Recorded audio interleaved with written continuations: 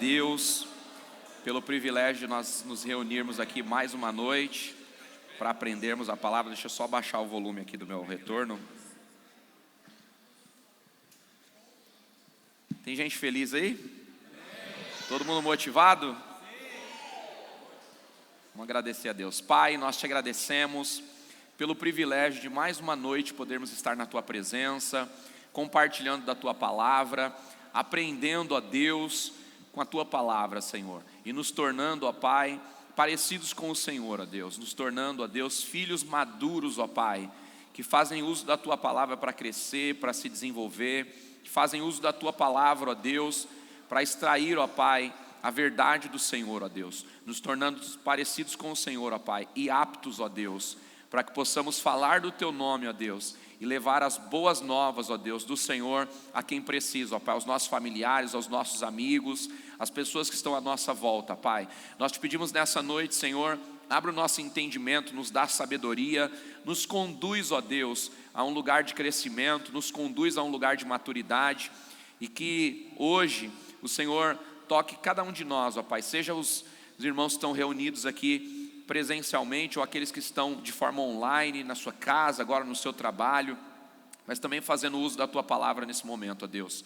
Nós te pedimos que o teu Santo Espírito nos capacite e nos habilite, ó Deus. É o que nós te pedimos, em o nome do teu Filho amado Jesus, que vive e reina para sempre. Amém, amém. Você pode aplaudir Jesus aí?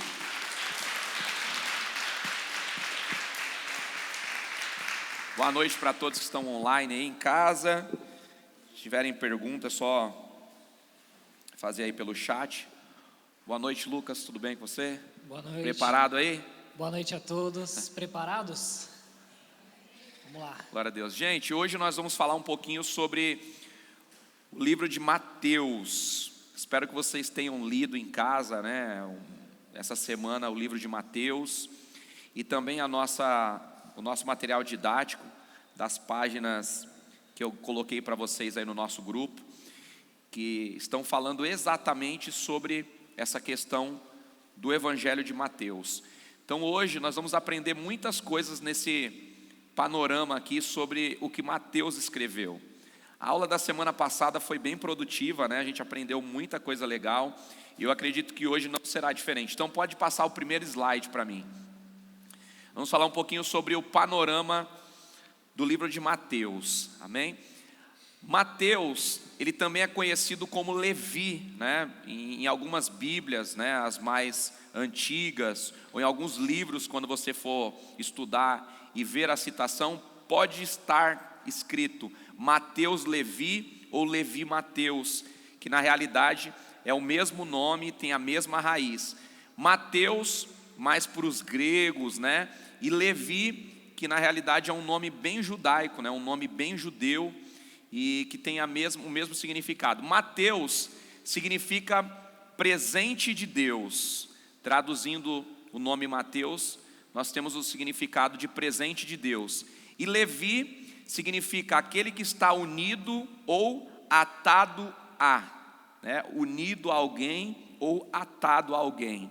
Então tem essas duas expressões aí para o nome de Mateus. Uma coisa bem interessante, gente, que eu queria passar para vocês hoje, pode até completar todo o slide aqui dessa primeira parte. Isso, pode deixar aqui para mim esse slide. Uma coisa bem interessante que eu queria colocar aqui, e se o Lucas quiser fazer algum comentário também em cima do nome de Mateus, quando eu terminar aqui você já pode fazer. Olha que coisa interessante, gente. Na cultura judaica, todas as vezes que um pai, que uma mãe, eles estão esperando o nascimento de uma criança, eles já estão se preparando para colocar o nome. Então o nome de uma criança na cultura judaica não é um nome só, um nome que alguém escolheu porque é legal, porque tem uma boa sonora, porque é um nome bonito, porque é um nome conhecido, não. Na cultura judaica, todas as vezes que os pais vão dar nome para uma criança, eles ou estão declarando, através dessa criança, o momento que estão vivendo, né? Ou eles declaram no momento do nascimento aquilo que eles estão sentindo, ou eles fazem uma declaração futura acerca do que eles querem para aquela criança, né? É o que eles estão desejando para aquela criança. E eu coloquei aqui para vocês alguns exemplos, né? de nomes que foram alterados na Bíblia, justamente por conta de uma mudança brusca de vida. Então, baseado nesse conceito judaico de que os pais, eles dão um nome no nascimento da criança para aquele sentimento que eles estão tendo, ou uma declaração futura, você vai perceber que na Bíblia, todas as vezes que Deus alterou o nome de alguém, que Deus alterou o nome de um personagem bíblico, vocês vão perceber que isso está atrelado a uma mudança brusca de vida, né? Uma mudança de propósito, uma mudança de vida, uma mudança na rota da vida de algumas pessoas. Então, isso aqui é bem interessante a gente frisar. Por exemplo, Abraão, antes de estabelecer o propósito dele em Deus, o nome dele era Abrão, que significava pai de um povo. E quando Deus o chama e estabelece nele o propósito, ele tem o seu nome alterado para Abraão, que aí significa pai de uma multidão. Então percebe que Deus altera o nome de Abraão, porque Deus altera o propósito de vida dele. Então ele era Abrão e ele era pai de um povo, mas quando Deus chama ele para um propósito, ele passa a ser pai de uma multidão. E a gente tem o mesmo exemplo aqui em Sara. O nome Sara significa senhora. O nome Sarai já tem a raiz puxado para princesa ou para sarada. Por que ela tem o nome de sarada dado por Deus? Porque Sara, ela era estéril. E quando Deus chama ela para se unir a Abraão no propósito, a primeira coisa que Deus faz é o quê? Tocar na enfermidade dela, tocar no ventre dela. Então ela não é mais uma senhora que não vai gerar filhos, ela agora é uma mulher sarada, é alguém que vai ser mãe de uma multidão. Como Abraão é pai de uma multidão, Sara vai se tornar mãe de uma multidão. Então por isso ela tem o seu nome transformado, o seu nome trocado. Ela deixa de ser uma senhora e ela passa para ser uma mulher sarada.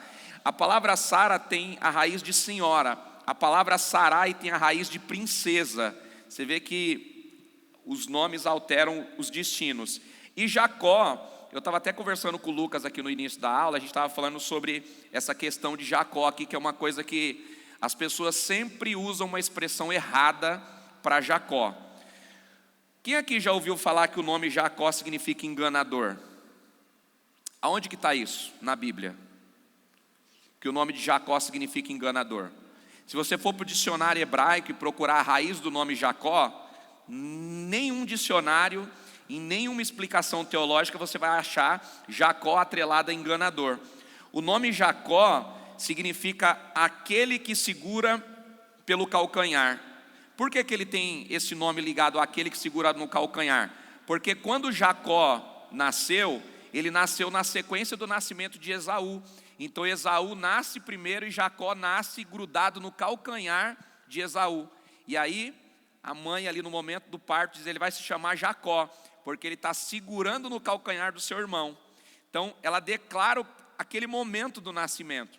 E aí quando Deus chama ele, o que Deus faz? Deus muda o nome dele para Israel. E por que ele teve o nome dele mudado para Israel? Por causa da batalha. Quem lembra do Val de Jaboque? Um lugar escuro, um lugar entre rochas, né, entre montes, um lugar de passagem. Jacó, ele passa na frente os animais, ele passa na frente as riquezas para se encontrar com seu irmão Esaú, e ele fica para trás, né? Ele divide os grupos, né?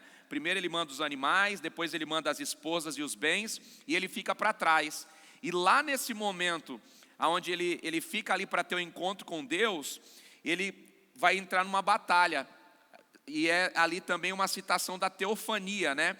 No Antigo Testamento, todas as vezes que você vê a palavra anjo de Deus, e a palavra anjo com letra maiúscula, está falando da aparição do próprio Deus, tá?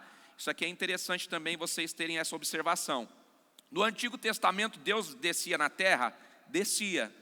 Só que ele descia na forma de anjo. E essa forma, essa visita de Deus na terra, ela é chamada de teofania, ou seja, é a presença de Deus na forma de anjo. Então no Antigo Testamento, Deus visitava a terra na forma de anjo. Então você vai ver que nessa passagem de Jacó, quando ele luta com o anjo, ele está lutando com o próprio Deus ali. E aí, porque ele prevalece, ele se chama agora Israel, ele tem o nome dele alterado para Israel. Por quê? É aquele que luta e prevalece. E é a partir também dessa raiz, dessa batalha de Jacó com o anjo, que os judeus passam a também ter um preconceito, né, com a coxa do animal, ou com o animal que manca, porque Jacó ele é marcado, né? Então também sai daí essa expressão. Então todos os personagens bíblicos que tiveram uma mudança brusca de vida, uma mudança brusca de realidade, tiveram seus nomes alterados. Agora eu queria abrir um parênteses aqui também nisso, porque talvez alguém fale assim: ah, pastor, mas lá na Babilônia, Sadraque, Mesaque e Abednego tiveram seus nomes mudados. Daniel teve o seu nome mudado. Misael, Azarias e Ananias tiveram seus nomes mudados para Sadraque, Mesaque e Abednego. E Daniel teve o seu nome mudado para Beltesazar, né? Por que disso? Porque quando eles estão entrando num outro império, esse outro império serve a deuses. Então eles estão tirando a identidade dos hebreus e colocando a identidade da cultura local deles. É como se você pegasse um cristão que tem uma linguagem própria, né? Qual que é a linguagem própria do cristão? É mistério, é manto, varão de guerra, varão de Deus. Isso não é linguagem própria da nossa cultura? Então, quando você sai da igreja e você vai para o mundo, essa linguagem não serve. As pessoas não entendem o que vocês estão falando. Primeira coisa que acontece quando você sai de uma roda onde tem um monte de cristão e você vai para uma roda onde só tem pessoas do mundo, o que acontece? Os apelidos mudam, as expressões mudam. Era mais ou menos isso que estava acontecendo com Daniel na Babilônia. Daniel ele vem da linhagem de Israel, né? Israel foi saqueado por Nabucodonosor. Nabucodonosor vai lá, vence a batalha, pega esses meninos e levam eles lá para a Babilônia. Chegando lá, a primeira coisa que eles fazem: a partir de agora esquece o nome de vocês, a gente vai dar nome para vocês diferente aqui. E aí eles têm essa alteração de nome, mas não está ligado a essa raiz da cultura judaica, tá? Então eu queria abrir esse parênteses aqui também, porque caso surja essa dúvida aí, ou depois vocês parem para pensar, ou em um outro momento leiam algum texto e veja também lá um nome transformado, principalmente falando do livro de Daniel.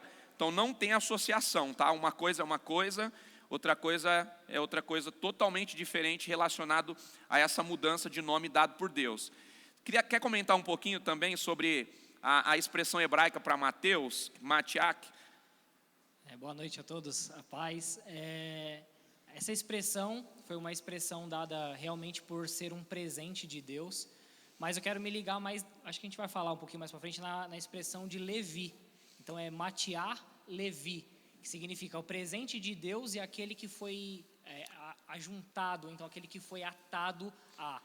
Então, quando a gente vai falar nos próximos slides. Vai, põe o próximo slide aqui que já dá para... Antes de falar sobre Mateus, então, para a gente não pular os próximos slides, eu gostaria de falar algo aqui interessante. Vocês viram aqui que Deus trocou o nome de Jacó, né, que é aquele que agarra pelo calcanhar. Então, não é enganador, porque em nenhum momento no nascimento dele ele enganou alguém, ou a mãe ia profetizar sobre a vida dele que ele iria enganar alguém. E o engraçado é que quando ele tem o seu segundo filho com a mulher que ele ama, que é a Raquel, a mãe está ali sofrendo, tendo muitas dores, muita tristeza. Inclusive ela morre no parto, depois de gerar a luz, e ela dá o nome do filho de Benoni, que significa filho da dor, filho da tristeza. E Jacó, ele pega e ele, não, peraí, eu tenho esse nome, aquele que agarra pelo calcanhar, e Deus mudou o meu nome, e eu também vou mudar o nome do meu filho. E ao invés de chamar-se Benoni, que é filho da tristeza, chama-se ele de Benjamim, que é filho da justiça, da destra de Deus. Então ele troca o nome do menino, justamente profetizando que aquele menino seria um filho da justiça, da destra de Deus, alguém que seria abençoado por Deus, não alguém que seria amaldiçoado no seu nascimento. Então é uma curiosidade aí, que acontece com o pai e também acontece com o filho também. Tem uma outra curiosidade também relacionada a nome. Eu não sei se vocês lembram, né, de quando Israel perde uma batalha e os filhos de o Jonathan, né, morre na batalha, seu pai morre na batalha, e a esposa, né, está gerando um filho, e eles falam, o sacerdote cai da cadeira, né, quebra o pescoço, ali tem toda aquela tragédia em Israel, eles dão um nome para a criança que acabou de nascer de Icabode, né, que significa e foi-se a glória de Israel. Ou seja, no parto, naquele momento de dor, naquele momento de sofrimento, quando o povo de Israel perde a arca, perde a presença de Deus, né, perde ali a arca da aliança, eles colocam o nome do menino de Icabode, que está dizendo, foi-se a glória de Israel, nós perdemos a guerra, tivemos morte aqui na nossa cidade, e agora a glória de Deus está indo embora, estão levando a arca, a presença de Deus está sendo tirada de nós. Então você vai ver que tudo isso está ligado a nomes, né? A declarações através de nome. E tem só uma curiosidade, outra curiosidade que a gente sempre fala, né, que Deus mudou o nome de Paulo para Saulo, ou de Saulo para Paulo, né? E isso não é uma verdade, tá? É só porque o fato de ele ter ido para outra região, o nome dele foi mudado, né? De Saul para Paulo, que significa pequeno, ou algo do tipo. Depois eu pego o significado. Mas então Deus não mudou o nome de Saulo para Paulo. A gente sempre falou isso, né? Deus mudou Paulo o nome. Grande, Saulo pequeno, né? Não, por o fato de ele ter mudado de região, a pronúncia foi feita de uma forma diferente, tá? Não sei se vocês sabem, quem sabia disso daqui? É mais pela questão do fato de Paulo ter dupla cidadania, né? Ele ia para Então, Grécia, ia para Roma, Atenas, ele ia direto. Então, assim, era a expressão, e aí a expressão mais forte que foi colocada na Bíblia, até mesmo por conta de uma escrita mais grega do Novo Testamento, foi a expressão Paulo, né? Que é pequeno. Amém? Então, gente, a segunda definição, uma coisa bem interessante também, para sempre que vocês forem estudar, principalmente quem tem, eu não sei se vocês têm dicionário hebraico, se vocês tiverem dicionário hebraico, quem não tem é bom providenciar, ter sempre, porque no dicionário hebraico você consegue pegar essas traduções de nomes, né, essas expressões, e vocês vão perceber que na língua hebraica a raiz da palavra sempre é uma raiz dupla ou tripla, sempre tem mais de uma expressão, né? A gente falou muito aqui na igreja sobre a questão de ouvir, né, chamar, que é a expressão para ouvir, mas é a mesma expressão também para obedecer, né? Eu só consigo obedecer quando eu ouço. Então, se eu ouvir certo, eu vou conseguir obedecer. Então, a mesma raiz da palavra chamar, né, ela tem uma raiz, ela tem vários ramos, né? A palavra tem vários ramos, ou seja, a palavra tem várias raízes. Do mesmo jeito que tem a palavra Mateus, né? Que Mateus também tem essa raiz puxada para Levi, e do mesmo jeito que Levi, né, a gente teve lá a primeira expressão para Levi, significa aquele que está unido ou aquele que está atado a, ou unido a. A palavra Levi também é utilizada na linguagem hebraica para marido, né? Então, a gente tem um Levi aqui na nossa turma, né?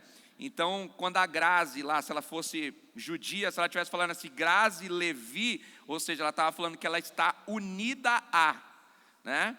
Poderia ser outro nome, né? Mas a palavra Levi significa unido a, ou atado a, ou seja, marido, casado, né?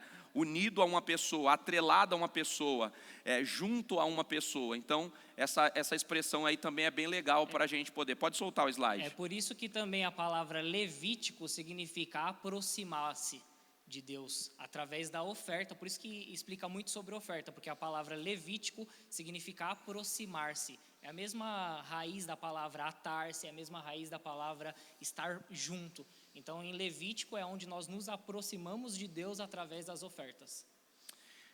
Então, olha só que coisa interessante aqui também, ó, essa questão da expressão Levi aqui, utilizado para marido. Olha que coisa interessante que acontece aqui na esposa de Jacó, Lia, né? Lia, ela teve 3 filhos, né? Eu sei que todo mundo aqui sabe, mas vamos reforçar. Jacó, ele teve 2 esposas, né? Raquel e Lia. Raquel era a esposa que ele amava, mas Lia foi a esposa que ele recebeu antes, né? Quando ele foi enganado ali, então ele recebe Lia como esposa, e depois ele precisa trabalhar para ter Raquel, que é a esposa do coração, a que ele ama. Só que Lia não tinha nada a ver com a história. Lia passou a amar mesmo Jacó. E como mulher mais velha, né, como irmã mais velha, Então, dentro da cultura judaica, qual que era o problema de se casar primeiro a filha mais nova e não casar a filha mais velha? É porque a filha mais velha era considerada desprezada. Porque na cultura judaica nunca se casa a filha mais nova primeiro. Sempre vai casando as filhas pelo nível do nascimento. Então, as primogênitas primeiro, as mais novas depois. Então, quando uma família casava a filha mais nova primeiro, sendo que a filha primogênita ainda não era casada, era como se fosse um insulto para a cultura. É como se aquela mulher fosse rejeitada. Então, quando Jacó ele decide se casar com Raquel, a gente sempre vai levando para o lado de que Jacó ele foi enganado por Labão, que Jacó foi persuadido por Labão, que ele foi enganado em todo o tempo. Mas Labão, como pai, ele está fazendo de tudo para poder não deixar a sua filha rejeitada, para não quebrar o costume, não quebrar a liturgia da família. Então Labão era empresário, um homem bem sucedido na cidade. Era um homem que todo mundo falava sobre ele porque ele negociava animais. Então pensa um homem que tem uma mega influência como essa, tendo como comentário na cultura ali da cidade, que a filha dele mais nova se casou e a filha mais velha não conseguiu marido. Era como se a família estivesse passando por uma crise, né? Então, o que ele faz? Ele vai lá, promete que Raquel vai se casar com Jacó, só que quando eles vão lá para o momento da festa, se embriagam lá, né? A festa judaica, vocês sabem que ela dura pelo menos 7 dias, de 7 a 30 dias. Então, imagina 7 dias bebendo lá. Começou a festa, aquela bebedeira para lá, bebedeira para cá. Quando vai entrar na tenda, né? Que era o lugar das núpcias. Quando Jacó entrou na tenda para o momento final, ele já nem sabia mais o que ele estava fazendo. Deitou, né, teve lá o momento dele. Quando ele levanta no outro dia, né, a maquiagem já tinha ido embora. E aí ele se depara com Lia. E aí o que ele faz? Ele percebe que ele foi enganado, né? Só que Lia, do outro lado, não tem nada a ver com a história. Sabe o que eu acho interessante, gente, na história de Lia? É que Lia, ela sempre coloca Deus na frente de tudo que ela vai fazer. Não sei se vocês já pararam para pensar dentro dessa perspectiva.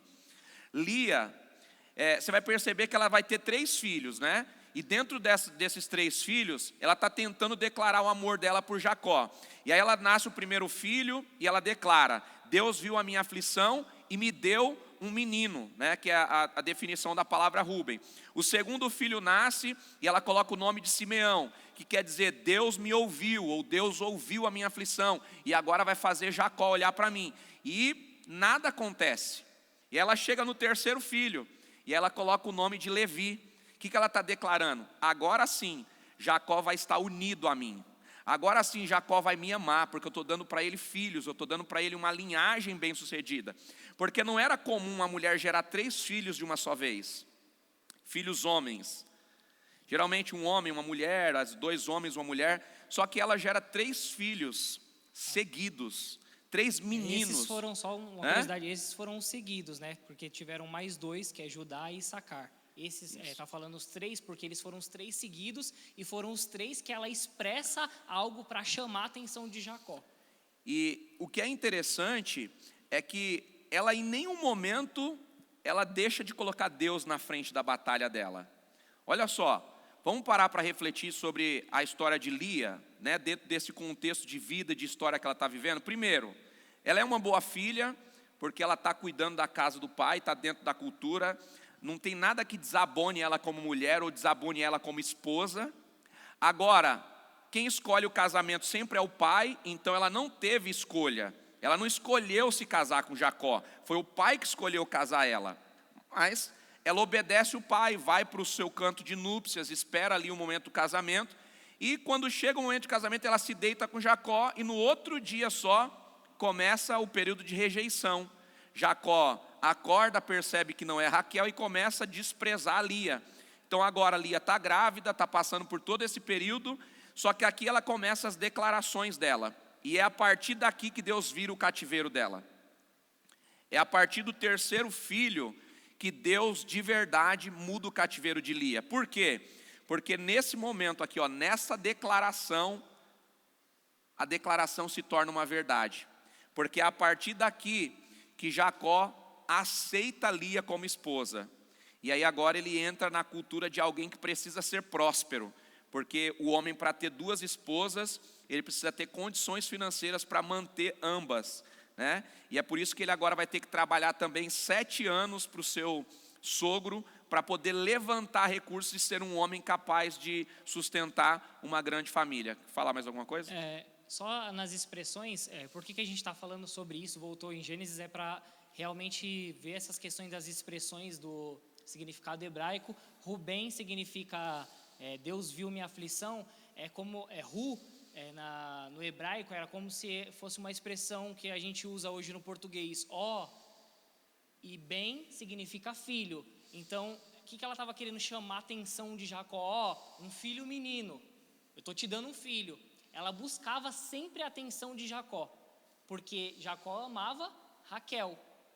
E Simeão, o AP falou aqui agora sobre a palavra chamar, é o mesmo sentido, é Shimeon, que vem da mesma palavra chamar. E ele ouviu o quê?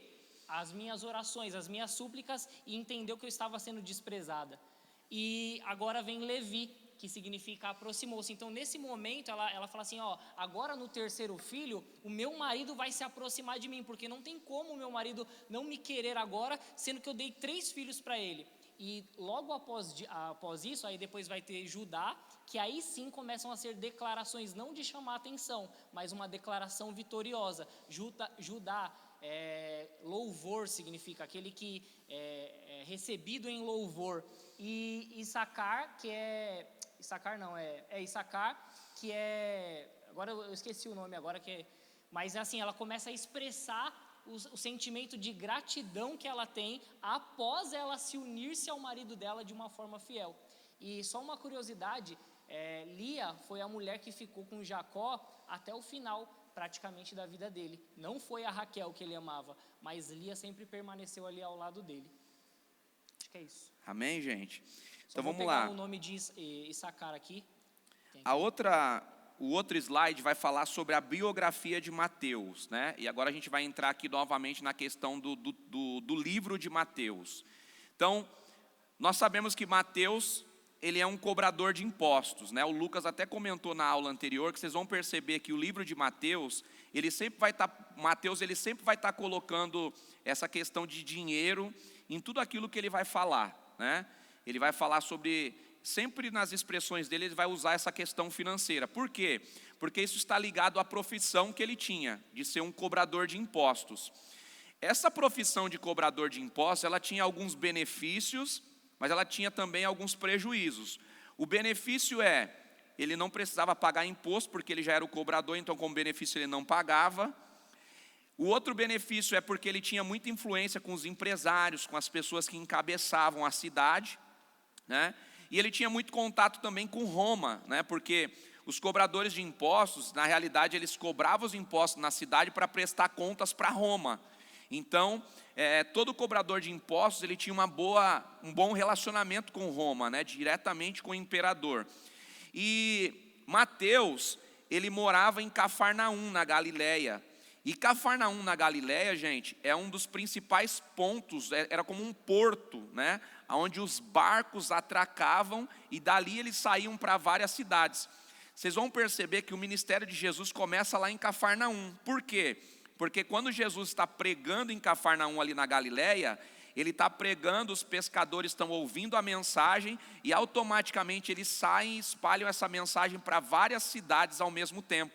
Então Jesus, quando vai começar o seu ministério, ele começa o seu ministério num ponto bem estratégico, né? É como se ele estivesse indo para um centro de uma cidade, onde tem pessoas de várias outras cidades, e aí ele prega a mensagem ali, um pescador sai dali de um barco, vai para outra cidade e fala assim, olha, eu vi um homem falando lá na Galileia, e reunia-se uma grande multidão, e no meio da multidão ele estava curando pessoas. O povo estava trazendo para ele, cego estava voltando a enxergar, paralítico estava andando, uma loucura.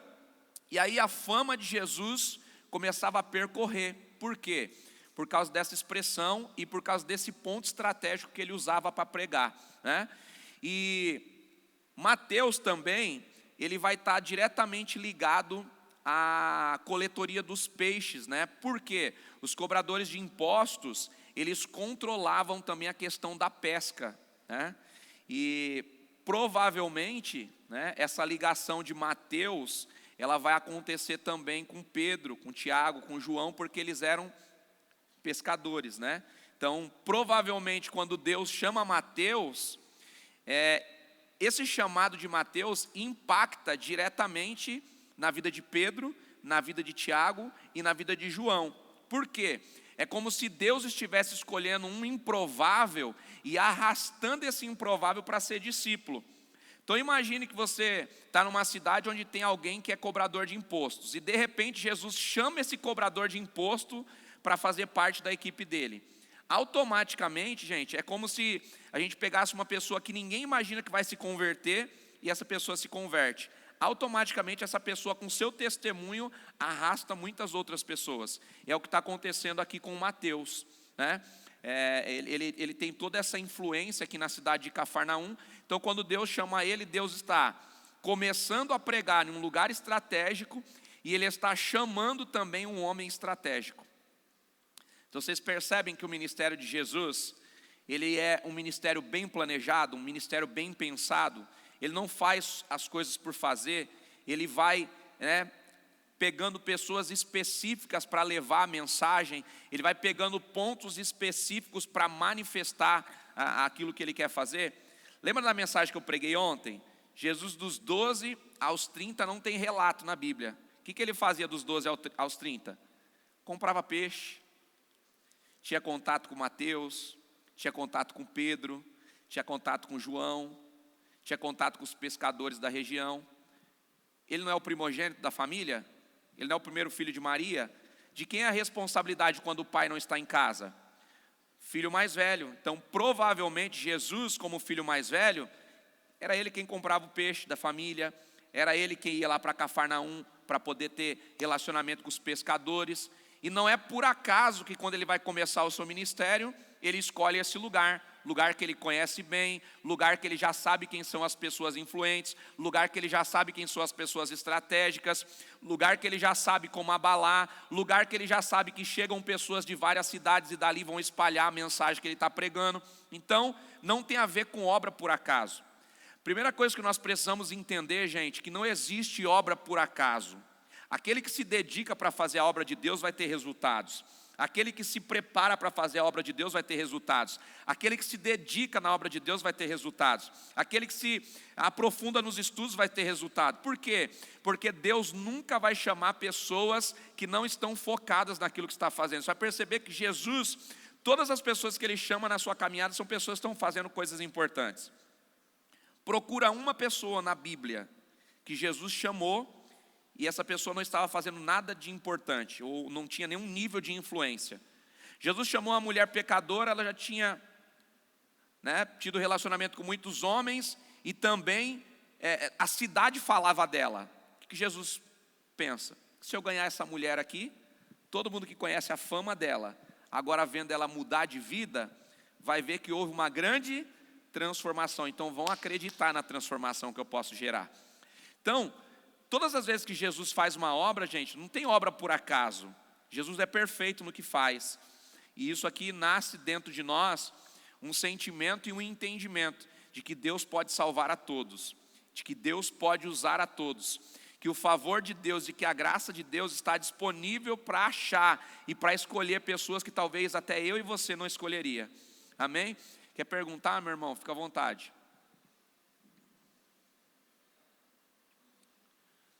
Solta para mim o microfone das perguntas. O azul.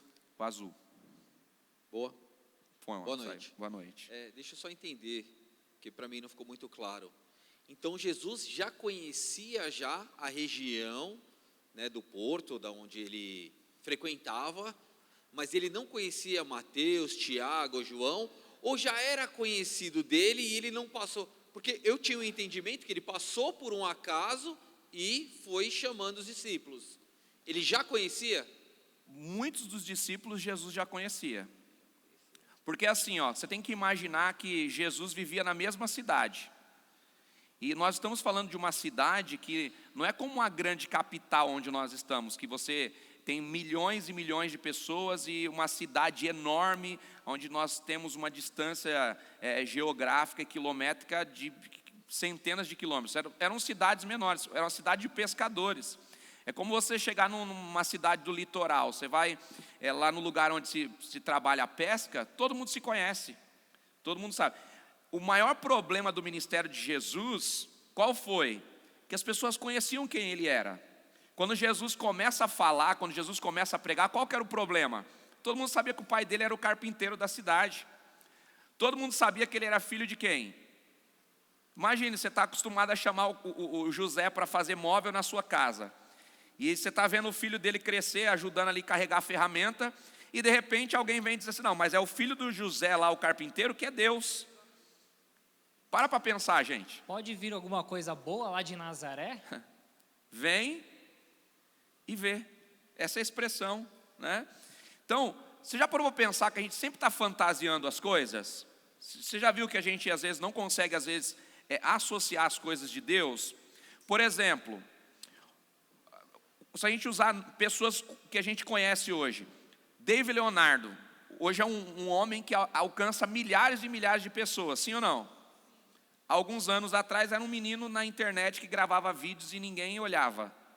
E hoje?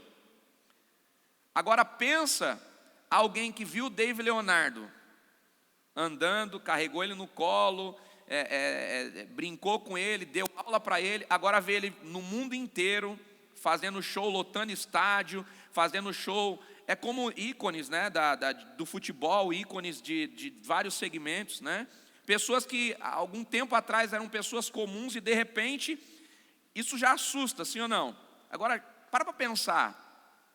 Você conhece uma família, sabe quem são os filhos, sabe quem é o pai, a mãe, e de repente dessa família que você conhece, fala, não, é Deus ali. Você aceitaria bem essa mensagem? Se você viu o menino crescer e nunca viu ele fazer nada de extraordinário. Se você viu o menino desenvolver ali na adolescência, não fez nada de extraordinário. E de repente, esse mesmo menino, aos 30 anos de idade, começa a manifestar milagres sobrenaturais da vida dele. Imagina os amigos do Luva de Pedreiro, por exemplo. Então, estourou, né? Gente, vamos parar para pensar assim, ó, dentro desse entendimento. De 1 ano de idade até 30 anos de idade, é pouca vida ou muita vida? Só que os milagres só começam a acontecer aos 30. Aos 12 ele impressiona, mas o primeiro milagre só acontece aos 30. Então Jesus viveu 30 anos para fazer o primeiro milagre. Jesus viveu 30 anos para fazer a primeira manifestação para alguém acreditar nele.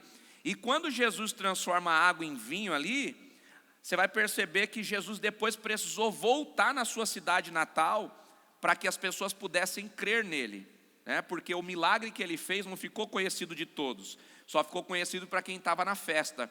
Mas quem estava na festa viu que ele fez um milagre, mas todo o resto da cidade não acreditava. Porque quando alguém contava um milagre da água transformada em vinho, alguém que é incrédulo falava assim, não, deve ter acontecido alguma coisa, deve ter algum barril escondido, devia ter alguma outra coisa, porque é impossível o filho de José ter transformado água em vinho. Ele não é um menino diferente, a gente conhece ele, faz 30 anos que ele mora aqui no bairro, nunca fez nada de diferente, como que agora a gente descobre que ele é o filho de Deus que está aqui na terra? Então, é só para a gente poder refletir. Então Jesus, quando ele começa a recrutar os seus discípulos, ele não sai escolhendo pessoas por acaso, está andando, de repente vem um e chama, está andando, de repente vem outro e chama, não, ele fez uma seleção aqui, bem específica. Pode perguntar, o Everson vai levar o microfone, aí você pergunta. Boa noite a todos. Tem algum propósito essa idade de começar com 30 anos o ministério? Tem. O que acontece? Na cultura judaica, o sacerdote o homem só pode se tornar um sacerdote aos 30, que é a idade ideal para se tornar um sacerdote, por causa da questão da preparação. Então, a cultura judaica tem alguns princípios. Então, por exemplo, eu falei até isso sobre ontem aqui, na igreja, no culto à noite. O menino nasce, 7 dias a mulher está impura, no 8º dia é circuncisão. Depois da circuncisão, passa-se mais um período que a mulher precisa ir até o 33º dia para ter a recuperação do parto. E a partir daí, ela está recuperada. E no 40º dia, o menino ele é levado para o templo e ele é apresentado. Então, no 8º dia, circuncisão. No 40º dia, apresentado no templo. Mas aos 12 anos de idade, ele tem autonomia como homem. Porque até os 12, quem fala pelo menino é o pai e a mãe. A partir dos 12, ele tem a autonomia dos seus atos. Então é a partir dos 12. Então a partir dos 12, ele é considerado um homem. Então ele já pode entrar no templo, ele já pode ouvir a leitura da Torá, ele já pode ver o sacerdote falando, ele já pode ter, ele já pode ter vínculos afetivos, ele já pode ser prometido de casamento pelo pai. Aos 12 anos de idade, o pai já pode prometer esse menino em casamento. Só que só aos 30 anos de idade, na cultura, que ele pode se tornar um sacerdote. Então Jesus, aos 12 anos, ele vai para o templo e mostra que ele conhece toda a lei judaica. Ele mostra que ele tem total conhecimento. Por quê? Quando Jesus ele sobe para o templo, ele sobe na festa da Páscoa. E a festa da Páscoa é uma festa que é uma festa no Antigo Testamento comemorada pelos judeus para celebrar duas coisas. Para celebrar a liberdade, que é a libertação do povo da escravidão do Egito, e também para celebrar o livramento. Por quê? Porque Deus, quando livrou o povo do Egito, Deus usou o sangue do cordeiro para gerar proteção para o povo hebreu. Quando Deus deu a mensagem para Moisés tirar o povo do Egito, o faraó resistiu. Então Deus mandou 10 pragas para amolecer o coração de Faraó. E a última praga foi a morte dos primogênitos. Então, quando Deus vai liberar essa última praga, ele dá uma palavra para Moisés, diz: Moisés, diga para o povo hebreu que aquele que passar o sangue do cordeiro nos umbrais da porta vai ter a sua casa protegida, porque quando o anjo da morte passar, aonde ele vê o sangue do cordeiro, ele vai passar por cima. Então, na comemoração da Páscoa, eles celebravam essas duas coisas, Eles comiam ervas amargas e bebiam vinho, Ou seja, as ervas amargas para lembrar do tempo da escravidão, lembrar do tempo da escassez. E eles matavam o animal, derramavam o sangue e assavam esse cordeiro. E aí todas as famílias se uniam e celebravam. Por quê? Porque eles estão dizendo assim: olha, o cordeiro foi o que nos livrou da morte. O cordeiro foi o que nos protegeu. Então, graças ao cordeiro, o sangue do cordeiro, hoje nós somos protegidos. E aí, na realidade, a cultura da Páscoa é como se fosse a nossa ceia hoje. Por que nós participamos da ceia? Na ceia nós estamos celebrando duas coisas. A primeira delas qual é?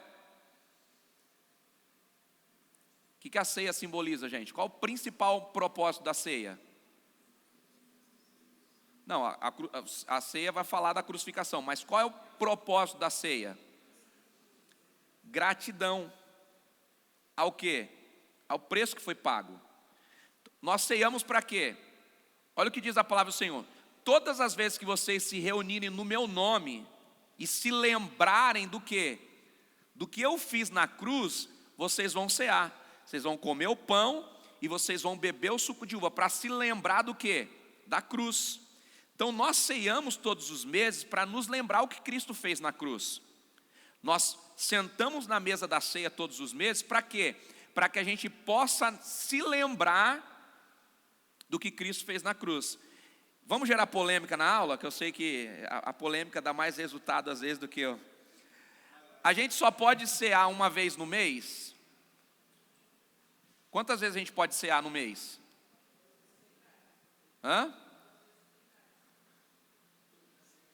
Acertou. Quantas vezes a gente pode cear no mês, gente?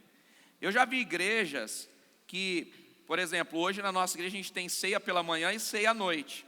Eu já participei até de igrejas que quando tinha ceia no sábado e no domingo, geralmente sábado para os líderes, domingo com toda a igreja. No sábado os pastores tomavam com os líderes, quando chegava no domingo que era com toda a igreja, os pastores não tomavam. Por quê? Porque já tinha ceado. Não, já ceiei esse mês. Aí não ceava de novo, porque já tinha participado de uma ceia. Mas onde está isso na Bíblia? Que não pode cear mais de uma vez no mês. A palavra do Senhor diz: todas as vezes que vocês se reunirem Por que que na igreja, né, que nós fazemos parte, na igreja evangélica, nós tomamos ceia uma vez no mês? Porque nós nos reunimos com esse propósito. Então, todo mês, todo culto a gente se reúne com esse propósito? Não. Quarta é quarta profética, a gente está puxando o culto para a raiz profética. Domingo de celebração da família, a gente está puxando o culto para a família, a gente está puxando o culto para a questão da celebração da família. Mas quando chega no primeiro sábado do mês, primeiro domingo do mês, segundo para algumas igrejas, independente da data, a igreja traz todos os membros para um entendimento único. Qual? Hoje nós vamos nos reunir no nome de Jesus para agradecer o que Ele fez na cruz do Calvário. E porque estamos reunidos nesse propósito, então podemos partir o pão e podemos participar do cálice do Senhor. Por quê? Estamos reunidos nesse propósito, né? Então, basicamente isso. Vamos para o próximo slide, gente?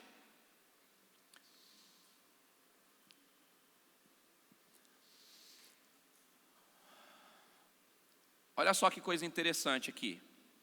Então, nós já aprendemos que Mateus morava onde? Cafarnaum. Então, Cafarnaum era o lugar onde se tinha ali, a principal operação de Cafarnaum era a pesca, né?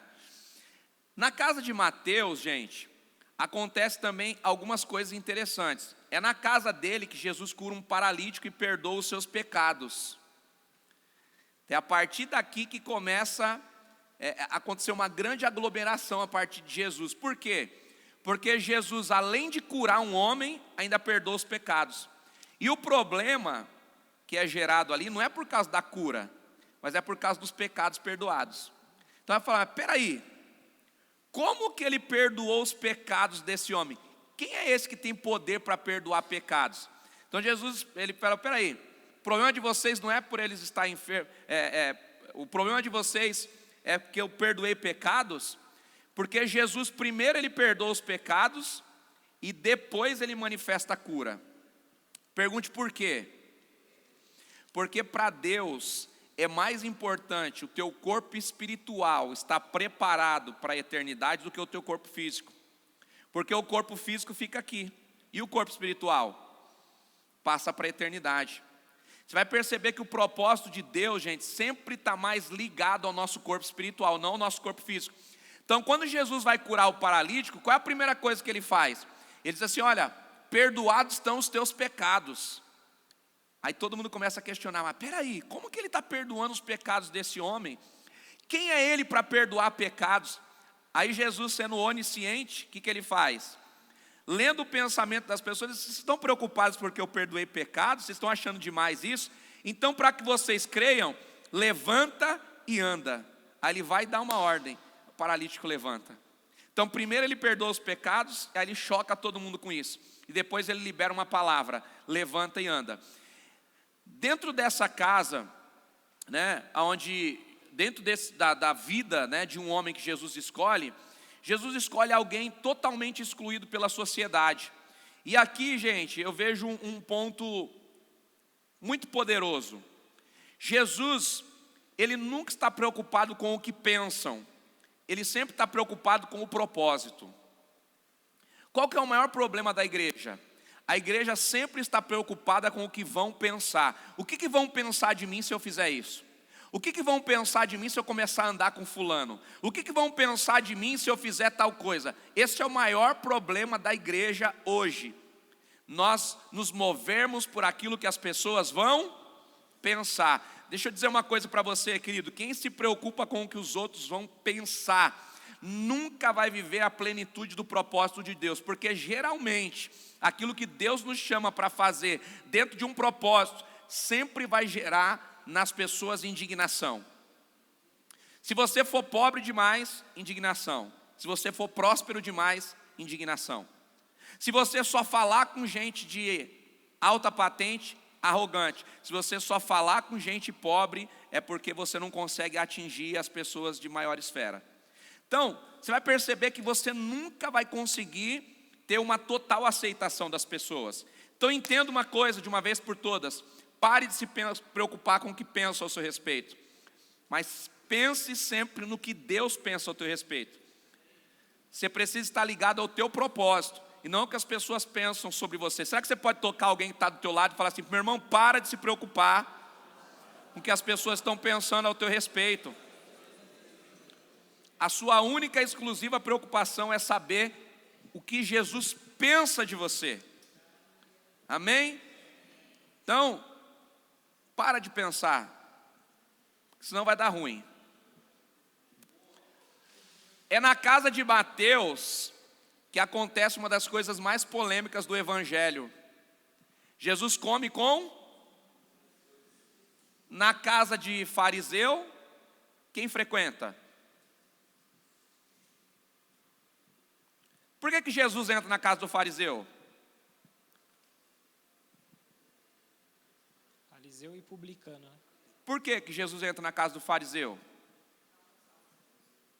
Para alcançar os fariseus, porque se Jesus não entrar, quem vai entrar? Quem é que quer manchar a sua reputação? Já que ninguém vai, deixa que eu vou então.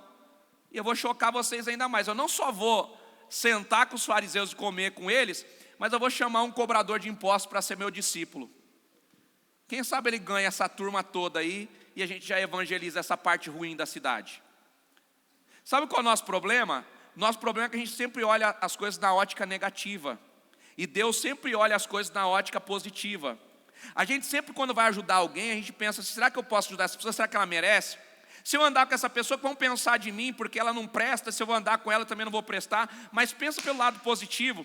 Se você anda com alguém que não presta, essa pessoa é transformada, você ganha ponto com isso. Se você ajuda alguém que ninguém ajudaria e essa pessoa se levanta, você está cumprindo um propósito de Deus. Só que nunca alguém que vai ficar pensando nas consequências vai atingir o seu propósito. Por quê? Porque para atingirmos o nosso propósito, nós precisamos estar focados naquilo que Deus quer fazer e não naquilo que é movido pela aparência. Jesus, irmãos, ele entra na casa de Mateus e aqui ele começa a ganhar uma comunidade que ninguém ganhava. Ele começa a falar para uma comunidade que ninguém falava. Quem são os escribas e fariseus? As pessoas que influenciam diretamente nas leis. As pessoas que influenciam diretamente na cultura. Isso acontecia só na época de Jesus? Ou acontece hoje? Quem aqui acompanha André Valadão? Quem aqui acompanha André Valadão? Ontem ele estava em BH, né, cumprindo 50 anos do ministério do Márcio Valadão. Quem estava lá? Presidente. Alguns meses atrás, lá em Orlando, na Flórida, quem estava lá? Presidente. E os crentes, ó. Igreja é uma coisa, religião é outra. Igreja é uma coisa, religião é outra. Esse André Valadão fica levando presidente, isso aqui. Mesma coisa aqui, ó. Quem é Mateus? Político, cobrador de impostos, lida diretamente com Roma, Herodes, Antipas e tantos outros Herodes. Você vai ver que tem pelo menos 7 na Bíblia. Herodes o primeiro, depois os outros Herodes são filhos do primeiro Herodes. Você vai perceber que Roma vai sempre atingindo um patamar abaixo. Morre o pai, assume o filho, morre o filho, é o outro filho, e vai indo, vai indo, vai indo. E Roma nunca solta o poder. Política. E a política não está só na questão patrimonial da nossa cidade. A política está dentro de muitas coisas. Você pega ministérios grandes aí que é uma política para colocar quem é o presidente, é uma política para colocar quem é que manda, é uma política para se definir as coisas. Se bate na política externa, mas não se bate na política interna. Então Jesus, irmãos, ele vem aqui, ele choca a comunidade quando ele começa a escolher os seus discípulos, porque ele começa a pegar pessoas simples, pessoas que vão diretamente afetar a sociedade, porque o que Jesus quer fazer é estabelecer uma igreja que toca a sociedade. Posso declarar algo sobre você? Você se parece com Jesus, meu irmão. E a maior efetividade do evangelho não acontece dentro da igreja. A maior efetividade do evangelho acontece nas ruas. A maior efetividade do evangelho acontece no nosso trabalho. A maior efetividade do evangelho acontece nos nossos relacionamentos interpessoais. Pessoas da tua parentela, pessoas do teu bairro, pessoas da sua vizinhança, pessoa que você vende, pessoa que você compra, pessoa que você visita, pessoas com quem você estuda. É nessa sociedade que Deus quer nos levantar para influenciar o reino dele. É a partir desses ambientes. Mas a gente é espiritual na igreja e quando sai da igreja, parece que a espiritualidade vai embora.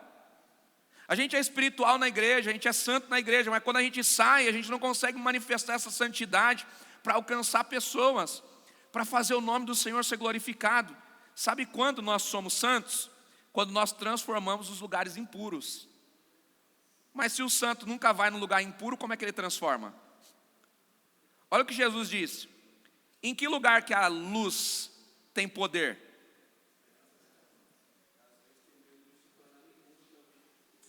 O problema não é você conviver com as trevas, o problema é você não estar preparado para isso.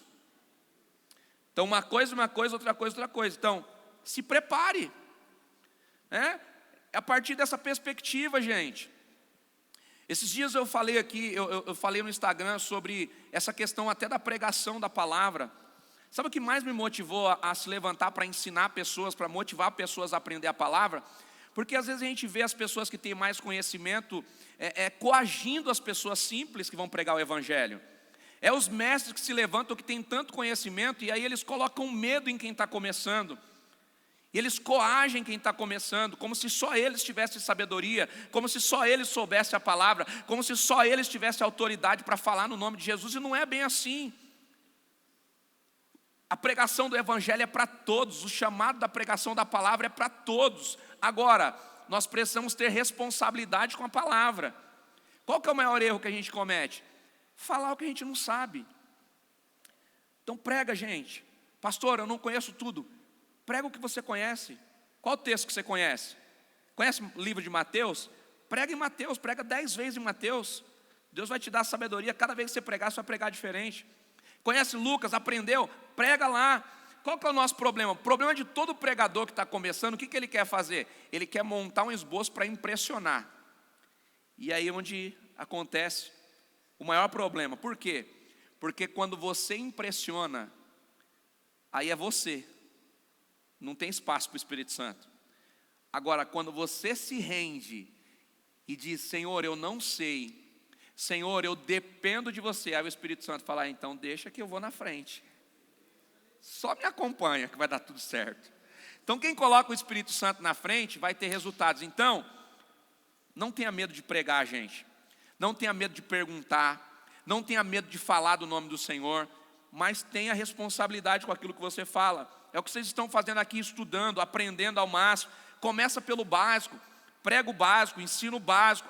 Uma hora você vai ter muito conhecimento e você vai poder falar também com ousadia, mas vai pelo básico, que vai dar certo. Isso aqui é uma possibilidade, tá? A gente não pode afirmar categoricamente, mas quando Jesus ele desembarca em Cafarnaum e ele desce do barco, a multidão já está cercando ele porque ele vem fazendo uma série de milagres. E aí a multidão que está seguindo Jesus, vê Jesus indo na direção da casa de Mateus. E aí nesse período ali, Jairo chama ele. E diz para ele assim, a minha filha está enferma, o senhor pode curá-la? E aí Mateus ele deixa essa narrativa aqui, acerca desse milagre que Jesus fez a partir de Jairo. Até porque a história fala que provavelmente a casa de Mateus era muito colada ao porto. Então era bem próximo ali onde ele morava. Por isso que Jesus já desembarca e já vai indo provavelmente de encontro à casa dele. A gente não pode afirmar, por isso que essas palavras, provavelmente, pode ser que seja na casa de Mateus. Porque o fato de ele cobrar os impostos, ele tinha que fiscalizar até a quantidade de peixes que eram pescados pelos pescadores. Então, provavelmente a casa dele era ali próxima, ele tinha até escolta romana, antes de ser chamado por Jesus, ele tinha escolta romana. Então, quando ele passava de um lugar para outro, ele poderia chamar os soldados para passar, porque ele era um homem justamente odiado pelo seu próprio povo. Então o povo olhava para ele e falava assim, um homem judeu, um homem dos nossos fazendo isso com a gente, cobrando imposto da gente. E aí tinha a escolta, então era bem próximo, tinha que ser bem próximo ali a casa dele do porto. Então provavelmente por conta disso ele estava chegando em Cafarnaum e desembarcando. O Vinícius fez uma pergunta aqui no online. É provável que Mateus coletava impostos de Pedro, Tiago, João e André? Provavelmente, com certeza, ele cobrava impostos desses pescadores aqui. E ele também colocou aqui que Jesus era extremamente estratégico, né? Do mesmo jeito que ele foi estratégico quando ele ganha a samaritana, né? Ele ganha ali aquela mulher samaritana, e aquela mulher samaritana ganha a cidade. E o Vinícius está dentro disso daí também, que eu estava pensando no Gadareno. Quando Jesus embarca lá em Gadara, ele ganha um homem, e esse homem começa, ele expulsa os demônios dele, vai para os porcos e tudo mais, e depois disso esse homem começa a pregar. E é engraçado aqui que a gente acha que é uma cidade só, mas a expressão vai ser que que o povo que Decápolis se encanta e começam a receber aquilo que ele pregava a respeito de Jesus. Decápolis é uma palavra para deca é 10, era um aglomerado de 10 cidades. Então Jesus liberta um homem e um homem ganha 10 cidades. Aceleração, eu ia falar essa expressão. Ontem o apóstolo falou muito sobre missão. Eu creio que esses intuitos de Jesus é uma aceleração da missão. Apesar de ele ser perfeito, mas ele não podia perder muito tempo para cumprir o seu propósito. Então é uma aceleração da missão. A gente está falando muito sobre missão. Isso veio no meu coração, a aceleração da missão. Gente, uma coisa que eu queria também passar aqui para vocês, né? Nós estamos estudando a questão dos evangelhos. Vocês vão perceber que Jesus, nesses 3 anos e 6 meses, qual é o propósito de Jesus? Curar pessoas? Pregar a mensagem do reino? Sim, é propósito. Mas o maior intuito de Jesus aqui com esses 3 anos e 6 meses de ministérios é discipular os seus discípulos. Tudo que acontece a partir daí é consequência. O fundamento de Jesus, pregar a mensagem do reino e preparar os discípulos, que serão os sucessores. Tudo que acontece é consequência. Os milagres são consequência, as pessoas que ele vai reunindo é consequência. O fundamento de Jesus é trazer a mensagem do reino, ou seja, é trazer a cultura do céu para a terra e discipular as pessoas que ele escolheu. Você vai perceber que todas as vezes que Jesus está com os discípulos, ele faz questão de potencializar os discípulos. Na multiplicação dos pães, quem entrega o pão para a multidão? Na cura da filha de Jairo, quem entra com Jesus no quarto? Pedro, Tiago e João. Então você vai perceber que nos milagres, Jesus ele sempre faz questão de arrastar uns discípulos. Por quê? Jesus está dizendo para eles, olha, é a partir disso aqui que vocês vão continuar. É isso aqui que vocês precisam fazer. É esse o entendimento, foi para isso que eu vim. Então em todos os momentos ele está fazendo questão de discipular a sua equipe. Em todos os momentos ele está fazendo questão de pregar a mesma mensagem. Qual mensagem? A mensagem do reino. Qual pregação? Que as pessoas conheçam o Pai. Então Jesus ele pregava a mesma mensagem. Ele só pregou sobre o reino. Pega todas as pregações de Jesus na Bíblia. Uma única mensagem. De diversas formas. O reino de Deus, é chegado. O reino de Deus é semelhante. É chegado o reino dos céus. Vinde, conhecer o reino do meu Pai. Então ele está sempre falando a mesma mensagem de diversas formas, né?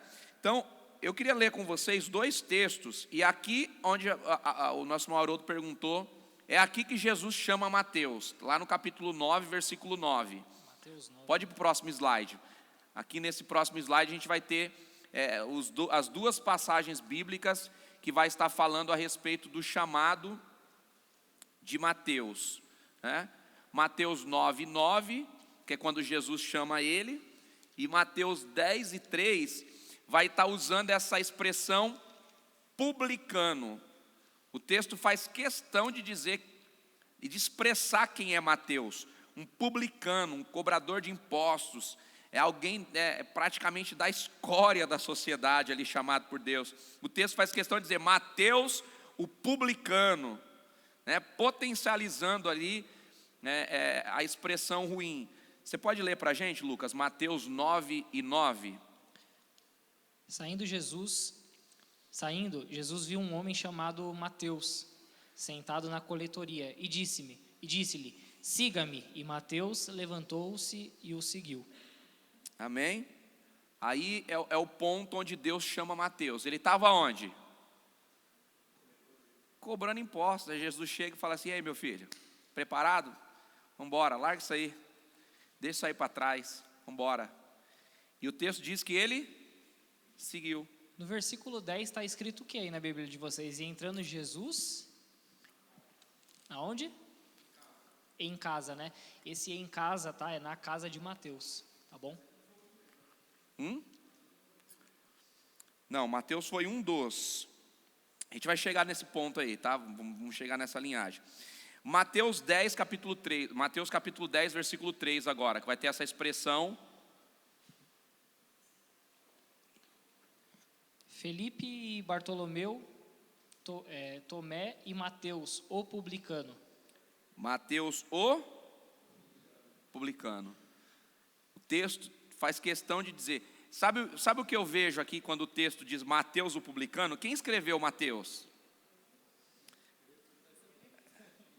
O que ele está dizendo? Ele não está negando quem ele é. Sabe o que Mateus está dizendo, Mateus o publicano? Ele está declarando, eu sou aquele publicano que Jesus alcançou. Eu sou aquele homem que ninguém escolheria, mas ele escolheu. Sou eu, Mateus, o publicano, aquele que era escória da sociedade, mas foi chamado por Jesus, foi alcançado por Jesus. Sabe o que eu acho que é incrível aqui, gente? Pode colocar a continuação desse slide aqui, eu quero fazer um comentário a partir disso. Jesus, ele atrai pecadores sem endossar o pecado. Sabe uma coisa muito interessante que a gente precisa entender hoje, gente? A gente não pode transformar a graça numa graça barata. A gente não pode transformar a graça numa desgraça. Por quê? A gente precisa entender muito bem isso. Jesus, ele sempre conviveu com os pecadores, mas ele nunca endossou o pecado. Jesus, ele convivia com pecadores e transformava os pecadores. Jesus, ele convivia com essas pessoas que estavam vivendo ali no limite da sociedade, mas em nenhum momento Jesus aceitou o pecado dessas pessoas. Ele lidava com o pecador, mas não tolerava o pecado. Ele convivia com os pecadores e transformava os pecadores. Sabe qual é o maior problema da graça que nós vivemos hoje? É que a graça que nós vivemos hoje aceita o pecador e aceita o pecado como uma fraqueza do pecador. Isso não é bíblico. A graça que aceita o pecador é uma parte. A graça que tolera o pecado do pecador não é graça. A graça que tolera o pecado do pecador, a gente está vendo aí uma geração que vem crescendo e se multiplicando. Não, isso aqui é a minha fraqueza, Deus sabe disso. Não, isso aqui é a minha fraqueza, eu sempre caio nessa área porque é o meu ponto fraco. E a graça de Deus está aí, eu peco e Deus vai. Não, isso daí não é graça, gente. Todos os pecadores que conviveram com Jesus tiveram uma transformação. Deus sim, ama o pecador, mas Ele não endossa o pecado. Deus ama o pecador, convive com o pecador, mas Ele sempre está abolindo o pecado. Qual que é o problema da graça que está sendo anunciada hoje? A graça que está sendo anunciada hoje é essa graça. Eu te aceito do jeito que você está e eu tolero o que você faz, porque isso daí é a sua fraqueza. Mas Deus morreu por você, fica tranquilo, não precisa mudar não. A graça te aceita desse jeito. Não, a graça te aceita desse jeito, mas a graça transforma. Não é assim? Qual que é o papel da graça, gente? Aceitar. E qual que é o papel da graça? Transformar. A mesma graça que aceita, restaura. A mesma graça que aceita, transforma. A mesma graça que me aproxima de Deus é a graça que me faz conhecer mais de Deus, me faz abandonar a prática. Jesus vai deixar claro isso daqui no próprio chamado de Mateus, em Lucas capítulo 5, versículo 31. E Jesus respondeu, né? Os fariseus perguntaram, por que você come com os publicanos? É o que Jesus responde, não são os que têm saúde que precisam de médico, mas sim os doentes. Eu não vim para chamar os justos, mas os pecadores ao arrependimento. Então, o fato de ele ter sentado com os pecadores não significava que ele aceitava o pecado dos pecadores, mas ele estava chamando os pecadores ao arrependimento. Ele vai deixar claro isso na passagem. Gente, deixa eu fazer uma pergunta aqui para vocês. Aonde a mensagem ela é mais poderosa? No meio dos santos ou no meio dos pecadores? Então a gente tem que parar de pregar mais na igreja e pregar mais aonde? Aqui a gente celebra. Lá fora a gente prega. Aqui a gente discipula. Lá fora a gente prega. Aqui a gente trata a unidade. Lá fora a gente prega. Sim ou não? É o que Jesus faz com os discípulos. Ele comia, ele partia o pão, ele celebrava, ele participava do vinho. Quando ele saía, ele ia lá para quem? Pecadores. E aí ele vinha com a pregação, ele vinha com a mensagem. E a mensagem era sempre poderosa. Por quê? Porque ele sempre pregava a mensagem onde poderia acontecer arrependimento. Quer perguntar, Irã? Fica à vontade. Sim. Assim, a questão do chamado, só para me entender. Como foi feito o cronograma? Porque se a gente for ver, Mateus era um homem forte, personalidade, Pedro também. Então, Jesus não chegou assim de repente, sem eles conhecer, e falou, me segue. Né? A questão também da estratégia. 12 anos, quando ele vai pregar no templo, provavelmente ele já estava anunciando que aquele menino seria alguém... O que a gente precisa pensar em Jesus? Vamos trazer a escolha dos discípulos para hoje, tá? Vamos imaginar a sociedade hoje. Quais são as áreas da sociedade que precisam ser afetadas? Vamos falar de algumas áreas que precisam ser afetadas na sociedade? Me ajuda aí a pregar. Política, educação, o que mais? Saúde, o que mais? Cultura, ideologia de gênero, unidade, né? Vamos exemplificar aqui a coisa. Política. Se Jesus fosse escolher discípulos hoje, ele ia ter que pegar um político, sim ou não? Se ele pega um político, ele afeta as leis. Ele escolheria um político. Ele escolheria alguém ligado à área da saúde. Ele chamou quem? Ele precisava chamar alguém mais espiritual, alguém que conhece mais da lei, alguém que é mais um mestre. Ele chama João. Você vai perceber que Filipe, que é discípulo de Jesus, ele é bom com matemática, não é só Judas. O primeiro tesoureiro da obra foi Filipe, ou seja, era um cara ligado às finanças. Se Jesus fosse pregar hoje, ele ia ganhar um bancário, ele ia ganhar alguém de bom relacionamento com finanças. Para quê? Patrocinar a obra, porque a obra de Deus ela é feita pelo que paga e pelo que precisa. Qual que é o nosso problema, gente? Que a gente categoriza muitas coisas. Não, a igreja tem que só ajudar o pobre, ajudar o pobre, ajudar o pobre, ajudar o pobre. Amém. Mas de onde vai vir o dinheiro? Por que Jesus discipula Nicodemos à parte? Porque Nicodemos ele era príncipe dos judeus. Olha a palavra que a Bíblia vai usar, príncipe dos judeus. Era ele que recebia o dízimo dos dízimos. Ou seja, se o dízimo anual ou o dízimo de muitos anos era recolhido ali por Nicodemos. E quando precisou, quem que comprou a mirra, o incenso? Sem arretéis, né, o valor do sepulcro. Sem arretéis, que equivale a 100 anos de trabalho. Quem tinha dinheiro para comprar? Pedro tinha dinheiro pescando para comprar? Só que, olha só que coisa interessante, gente, dentro desse ponto aqui que o Lucas acabou de tocar. Eu fui falar isso um dia, deu ruim na igreja, né? Foi falar isso daqui, quase me bateram, quase que me tiraram do altar quando eu falei que Jesus não tinha só 12 discípulos. Quase que me chamaram de herege e me pediram para parar de pregar.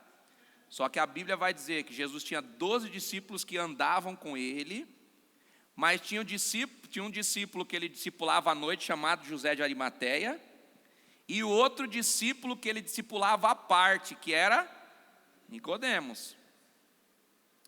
E quando você vai lá no texto, o texto diz, discípulo que ele discipulava à parte. Então, não é eu que estou colocando a palavra, é o que o texto, se você puder achar esse texto aí, Lucas, para a gente ler, e aí vocês veem se está na Bíblia de vocês, se tiver outra coisa aí, eu tenho que rasgar minha Bíblia, porque... Só que olha só como Jesus é poderoso no que ele faz, gente, e estratégico no que ele faz, Irã. Quando ele pega 12 homens, ele pega 12 homens que vão tocar diretamente a sociedade. Então ele pega um cobrador de imposto, pega um médico, pega alguém que tem mais conhecimento das leis, né? Alguém que pode tramitar nas leis. Ele pega José de Arimateia, que é político. Quando Jesus morre, a morte de Jesus é uma morte política. Ninguém pode pegar o corpo, a não ser um político. E Jesus discipulou José de Arimateia, que era político, não andava com os 12, por quê? Imagine se Jesus traz um político para andar com os 12, ia dar ruim. Os 12 não iam aceitar ele. Então o que Jesus falou? O político eu discipulo de noite, quietinho, ninguém vai saber. O político eu discipulo à parte, ninguém vai saber. Porque quando eu precisar dele, ele vai fazer uma obra específica. Jesus está morto, o corpo está preso. Quem que tira o corpo de lá? O texto vai dizer que José de Arimateia pede o corpo de Jesus. Está morto já cumpriram o que a política tinha que cumprir, vão lá e dão o corpo de Jesus para José de Arimateia. José de Arimateia traz o corpo para os discípulos, então eles começam ali a limpar o corpo, perfumar o corpo, só que precisa de um sepulcro. João 19:38. E os discípulos não têm dinheiro para comprar o sepulcro. Depois disso, José de Arimateia pediu a Pilatos o corpo de Jesus. Quem pediu o corpo? Diga comigo, um político pediu o corpo. Provavelmente Pilatos estava devendo favores políticos para José de Everson, Arimateia. leva o microfone ali para a Bruna fazer a pergunta. Diga para quem está do seu lado, nunca mais reclame dos políticos. Se você não puder orar por eles, se você não puder dar uma palavra a eles, e se você não puder fazer melhor do que eles, não fale deles. E ele estava acompanhado, rapidinho, de Nicodemos, que ele antes tinha visitado. A palavra visitado também pode ser... Prega, menino Lucas, ensina aí para os irmãos. Discipulado à noite à parte. E Nicodemos trouxe 30... Que momento que ele tinha discipulado? Pergunta para quem está do seu lado, por que Jesus teve que discipular ele à parte? Por quê, irmão? João 19. Gente, quem aqui conhece... João 19:38. Quem aqui conhece um traficante? Quem aqui conhece uma pessoa ruim do bairro? Todo mundo conhece, né? Imagina se o pastor chega com essa pessoa aqui de mão dada, aqui sobe com ela no púlpito, começa a fazer umas voltas aqui dentro da igreja. O que você pensa? Seja sincero. Aí sabe o que Jesus teve que fazer? Discipular de noite, João escondido. 3, só para complementar. É isso que eu ia falar. João 3. Dá uma segurada aí, Lucas. Você arrumou um páreo bom hoje. Prega, Bruna, vai. Prega, Bruna. João 3, no versículo 1, fala que havia entre os fariseus um homem chamado Nicodemos, príncipe de judeus. E esse foi ter com Jesus à noite e disse-lhe, Rabi, reconhecendo que ele era o mestre, né? Sabemos que és o mestre vindo de Deus, e é onde ele faz a pergunta, né? Por que nascer de novo? Ele indagava essa questão. O primeiro encontro de Jesus com Nicodemos é esse. Sim. Você percebe que Jesus, ele tem esse primeiro encontro com Nicodemos e Nicodemos não entende. Por que Jesus, Nicodemos começa a questionar Jesus? Você vai perceber que o texto vai dizer assim, que ele diz assim, olha, ninguém faz o que você faz. Ninguém faz o quê? Ninguém faz paralítico levantar como você. Ninguém ressuscitou pessoas até hoje nessa cidade. Eu não conheço ninguém. Eu sou influente, eu sou rico. Eu conheço as pessoas mais influentes dessa cidade. E eu não vejo ninguém nessa cidade fazer o que você faz. Eu não vejo ninguém nessa cidade ter a influência que você tem. Eu não vejo ninguém nessa cidade juntar a multidão que você ajunta. Ninguém faz o que você faz se o Pai não estiver com você, se Deus não estiver com você. Sabe por quê, Jesus? Eu sei que tem uma galerinha aí querendo te matar, e eles já tentaram de todas as formas te prender, te cercar, parar a mensagem, mas não deu certo. Ninguém faz o que você está fazendo se não tiver intervenção divina? O contexto é em João 2, que Jesus ele purifica o templo, ele manda os cambistas embora. E aí Nicodemos percebe, epa, como que um homem faz isso e não é E preso? não morre. E não morre. Como é que não mata um homem que vem aqui no templo, bate nos cambistas, vira as mesas, ninguém pega ele? Tem alguma coisa errada, Tem não é alguma possível. coisa diferente. Só pode fazer isso vindo de Deus. Então um homem só podia fazer isso e não ser morto ou preso se viesse de Deus. É isso que Nicodemos Tem alguém faz. mais tinha levantado para perguntar, não? Eu só queria dar um testemunho que aconteceu no culto, a gente falando sobre as pessoas que a gente não consegue, às vezes, alcançar fora. Tem um rapaz que ele vendia, né, drogas aqui no bairro há muitos anos, e eu tive acesso a esse rapaz quando eu era mais jovem, assim, amigos em comum, e eu me deparei em alguns cultos esses dias com esse rapaz aqui dentro. Eu tinha uns 12 anos quando eu conheci. E eu me deparei com ele aqui dentro, e depois ele veio um culto primeiro, sozinho, gostou do culto, aceitou Jesus e tal. E aí no outro culto ele já trouxe a esposa e mais 3 filhas, e todos aceitaram Jesus também. E tudo isso essa semana aqui na igreja, na IBF. Então, gente, isso é extraordinário e é perfeito para se compartilhar. Alguém que era referência de traficante, desse meio, né, na minha juventude, ver hoje ele aqui é glorioso. Então, é mais ou menos isso, gente. Qual que é o problema? Jesus falou, não dá para, se eu discipular um político com vocês, dá ruim, que a religião não vai deixar. Se eu pegar um rico e começar a discipular, vai dizer que eu estou querendo roubar o dinheiro dele. Não vai dar certo. Quando o pastor aparece com um rico do lado, qual que é a mensagem que as pessoas falam? Pastor Alberto, como que é? O pastorzão aí já achou alguém para bancar ele, não é assim? Imagine Jesus andando com Nicodemos, homem cheio da grana. Falou, Jesus já se corrompeu, tá vendo? Começou a pregar aqui na cidade, conheceu um homem rico, agora já até está com ele, agora ele vai financiar a obra. Isso, as mesmas coisas que aconteciam lá atrás, gente, acontecem hoje. Você vê que nós estamos lutando com as mesmas coisas. É por isso que a mensagem do reino é a mesma. É por isso que a pregação precisa ser a mesma. É por isso que de tempo em tempo Deus vem fazendo restauração na sua obra. Por quê? Porque nós vamos sendo restaurados e o tempo vai passando e a gente começa a cometer os mesmos erros. Qual o problema da igreja? Muita religiosidade. Aí se bate na religiosidade. Muita graça. Aí todo mundo fica mundano. Aí tem que vir de novo com religiosidade. Para quê? Para equilibrar. Por quê? A igreja não consegue ter equilíbrio. O povo não consegue andar no equilíbrio. Ou é santidade demais, ou é pecador demais. Equilíbrio. A gente precisa encontrar esse ponto de equilíbrio, senão a mensagem de Cristo na nossa vida ela não vai causar o impacto necessário. Pastora Claudirene, fica à vontade. Paz. A respeito do que você estava falando, né, que se indignaram de você falar que não havia apenas 12 discípulos, né? Eram mais. E em Lucas tem a missão dos 70 discípulos. 70 discípulos. Né?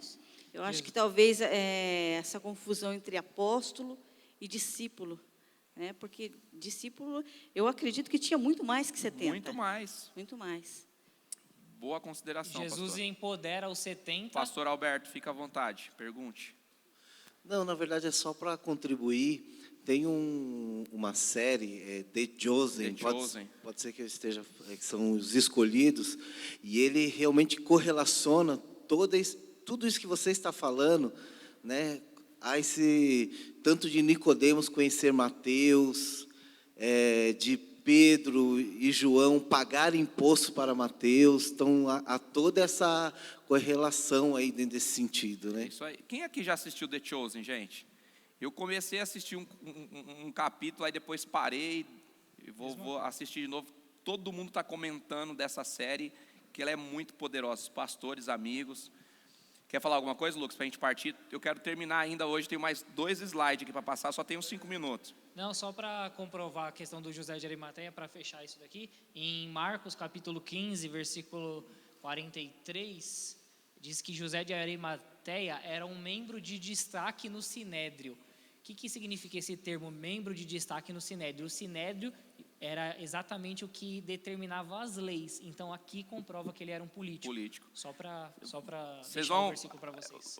A última fala que nós falamos aqui é que Jesus atrai pecadores, mas não endossa. Próximo slide.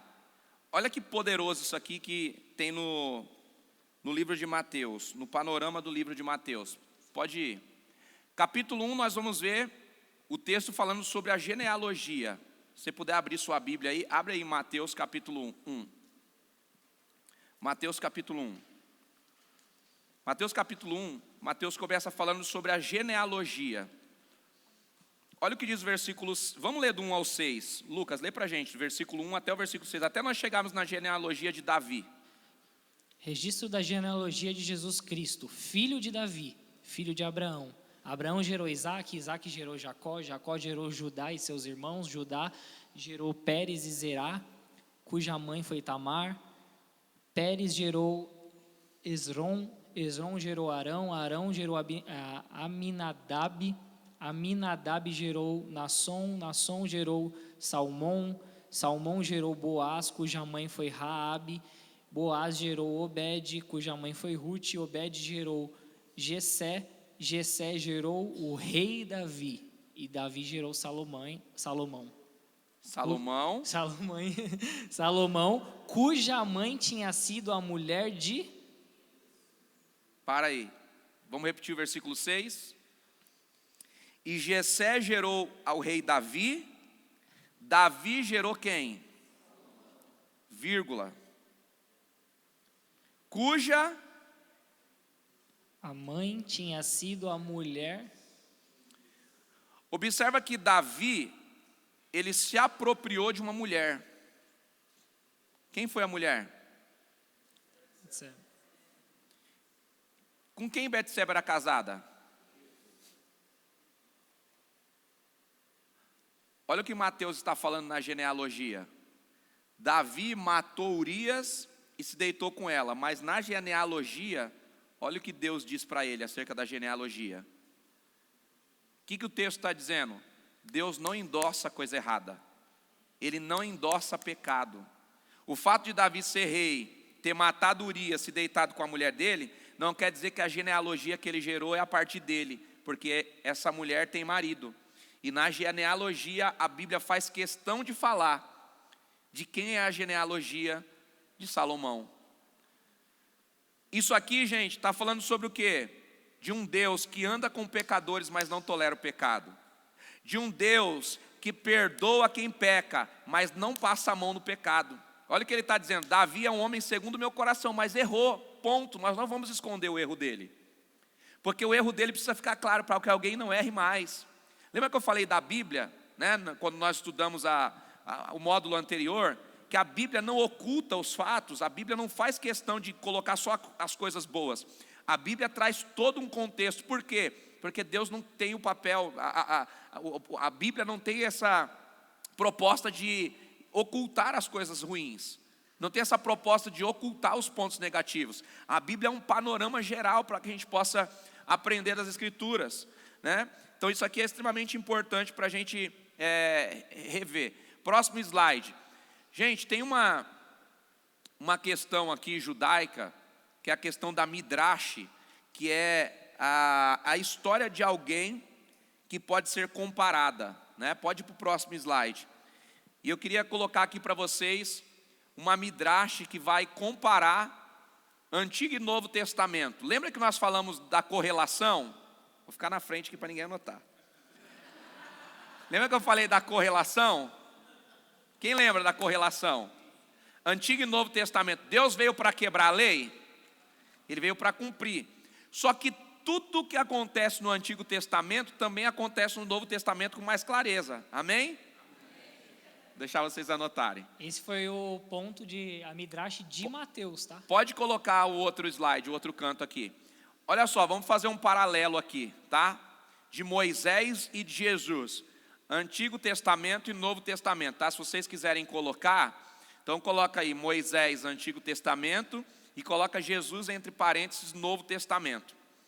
Então, Moisés ele nasce na época em que né, Moisés nasce como um rei, eu coloquei aqui a escrita errada. Com- Moisés nasce num período onde um rei tirano, ele tenta matá-lo, e aí Moisés sobrevive. É o mesmo cenário que Jesus enfrenta no Novo Testamento. Jesus nasce no mesmo cenário. Tem uma profecia de que de Belém vai vir o Salvador do mundo, e aí o que Herodes faz? Tenta matar os meninos que estão nascendo. Então, mesmo cenário, mesmo cenário do nascimento de Moisés, mesmo cenário do nascimento de Jesus. Um tirano tentando matar. Então, aqui, várias crianças morreram, Moisés sobreviveu. Lá em Jesus, várias crianças morreram, Jesus sobreviveu. Moisés, depois de sobreviver, ele vai para o Egito, né? Vive no Egito, tem a sua história no Egito. E Jesus, depois de sobreviver, ele também vai para o Egito. Depois do seu nascimento, Jesus vai lá e tem uma trajetória no Egito. Moisés, ele sai do Egito e ele vive 2 períodos de 40 anos no deserto. 40 anos ali pastoreando as ovelhas do seu sogro Jetro, depois dos 40 anos vivendo o propósito de Deus. E Jesus sai do Egito e tem um período de 40 dias de jejum também no deserto. Então você vai ver Antigo e Novo Testamento dentro do mesmo parâmetro. Quando Moisés, ele sai daqui desse período de deserto, ele vai para onde? Para o Sinai. E lá no Sinai ele recebe o quê? Os 10 mandamentos, que é a base da cultura que Deus vai estabelecer no Antigo Testamento. É onde Moisés vai receber as tábuas de pedra, vai receber as leis, os mandamentos de Deus, vai ter o relacionamento com o Senhor. E o que acontece com Jesus depois que ele faça aquele período de 40 dias de jejum? Ele sobe no monte e ele prega o sermão das bem-aventuranças, que na realidade é as leis que Moisés estabeleceu, os mandamentos do Antigo Testamento, resumidos e traduzidos agora nas bem-aventuranças, quando Jesus sobe ali no monte e prega as leis agora aqui no Novo Testamento. Então, a gente tem um paralelo aí do Antigo Testamento e do Novo Testamento. Tá bom? Deu para anotar aí, gente? Vou segurar aqui mais 2 minutinhos para vocês poderem anotar. Interessante esse paralelo, sim ou não? A gente tem essa comparação aqui de Antigo e Novo Testamento. Eu quero parabenizar quem está anotando aí, tá? Quem tirou foto, depois chega em casa, anota também. Eu relutei muito para trabalhar com essa questão de slides aqui, por quê? Todas as vezes que você anota, você acaba memorizando muito mais, que a mesma parte do cérebro que você usa para poder anotar, é a mesma parte do cérebro que você vai fotografar a palavra. Então, por exemplo, quando você lê aqui Moisés, é como se você estivesse tirando foto dessa palavra. Moisés, veio a foto para a mente, agora você pode escrever. Agora, se você só tira a foto e guarda, o que vai acontecer? O seu aprendizado vai reduzir muito. Então, é extremamente importante anotar. Então, anotem o máximo que vocês puderem. Quem quiser tirar foto, tira foto também, não tem problema nenhum. Só não compartilhe as fotos. Cada um que tire sua foto. Não facilite a vida de ninguém para estudar. Amém ou não amém? Se você facilita a vida de alguém para estudar, você está comprometendo o aprendizado dessa pessoa. Então, no grupo, se alguém colocar foto lá, eu já excluo na hora. Quem quiser tirar foto, que tire. Quem quiser anotar, que anote. Não facilite a vida de ninguém. É o esforço que vai trazer para você o aprendizado. Amém? Vamos para o próximo slide? Posso pular? Eu vou ir para o próximo slide, depois eu volto aqui se vocês quiserem anotar. Só para a gente poder encerrar, para também não estourar o horário e para quem está online também poder fechar tudo aqui com a gente. Eu queria colocar os 2 últimos slides aqui que vão fazer base para a ênfase do Evangelho de Mateus. Então, lembra que nós falamos na outra aula da questão de como Mateus apresenta Jesus? Ele apresenta Jesus como rei. Lembra da aula passada que nós falamos sobre essa questão? Que o Evangelho de Mateus apresenta Jesus como rei? Então, Mateus ele sempre vai trazer essa ênfase aqui para Jesus. Então ele vai dizer, Jesus é filho de Davi.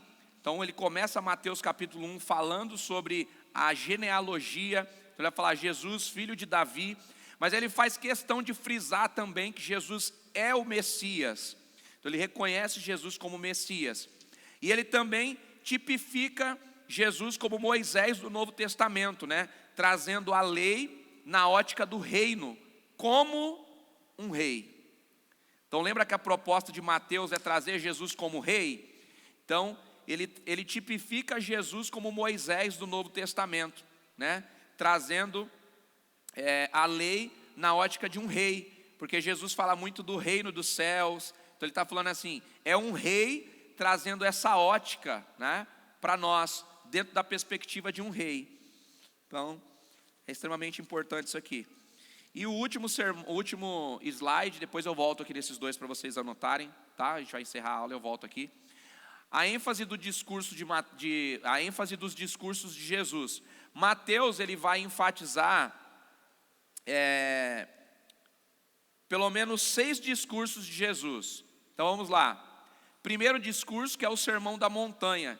A gente está ali entre o capítulo 5 e capítulo 7, que é esse sermão onde Jesus estabelece as bem-aventuranças, né? Então, bem-aventurados mansos, bem-aventurados humildes. Aí ele vem trazendo toda aquela narrativa da questão das bem-aventuranças. O segundo sermão é o sermão da seara e dos ceifeiros, né? Grande é a seara, mas poucos são os ceifeiros. Então esse sermão aí, ele vai pegar ali do capítulo 9 até o capítulo 13, vai ter esse panorama. Do capítulo 13, a gente vai ter o sermão das parábolas, né? Então Mateus, ele vai focar nessa questão das parábolas de Jesus, Jesus pregando por meio de parábolas, né? Gente, as parábolas é Jesus usando dito popular, situações simples para explicar coisas complexas, né? Nos nossos dias de hoje, eu acho que um dos expositores bíblicos que mais usa essa questão de parábolas é o reverendo Hernandes Dias Lopes. Não sei se vocês já pararam para pensar, mas todas as vezes que o reverendo Hernandes Dias Lopes está pregando, ele lê o texto e depois ele sempre usa uma parábola para ilustrar. Lembra que na última vez que ele pregou aqui, ele falou sobre o universo? Milhões e milhões de quilômetros no universo, tal, e depois ele veio e trouxe um resumo, parábola, né? Então os expositores bíblicos, geralmente quem gosta da questão da pregação expositiva, sempre vai usar muito parábolas para expressar. Então Jesus, ele usava muitas parábolas para ensinar. Quarto sermão é o sermão da comunidade que espera o rei. Qual é a comunidade que espera o rei? A igreja. Então Jesus está pregando para um grupo. Que grupo? As pessoas que vão fazer parte de uma igreja, né? E esse grupo vai se estender a nós. Então capítulo 18 vai focar nessa perspectiva. O quinto sermão é Jesus repreendendo os judeus, né? Você vai perceber, gente, aqui eu queria colocar um ponto bem interessante para a gente analisar. Jesus, ele teve dentro da sua equipe um cobrador de impostos. Qual mensagem ele está passando? Eu não tenho problema com pecadores, eu não tenho problema com pessoas que pensam diferente de mim, eu só tenho problema com alguém que quer usar a lei da forma errada. Eu só tenho problema com alguém que quer usar a religião da forma errada. Qual que era a crise de Jesus com os judeus? Porque eles se consideravam tão santos, que eles estavam usando a religião para se afastar da verdade de Deus. Então você vai perceber que Jesus, ele conseguiu trazer um publicano para ser discípulo dele, mas batia forte nos judeus. Pergunte por quê? Porque Jesus não tem crise com o pecador. Jesus tem crise com quem se acha santo demais. Você vai perceber que as crises de Jesus e as pancadas que Jesus está dando, está sempre nos religiosos, nunca no pecador. Jesus pega a mulher samaritana e chama ela de quê? Filha.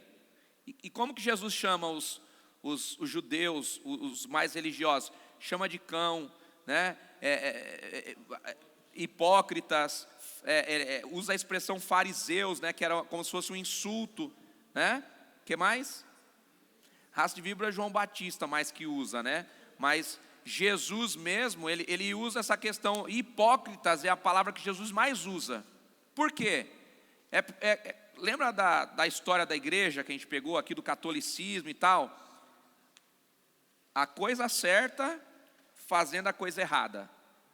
A religião abrindo caminhos e a religião matando. É gente matando no nome da religião. Isso acontece hoje? A gente está fazendo a obra para Deus e briga na obra.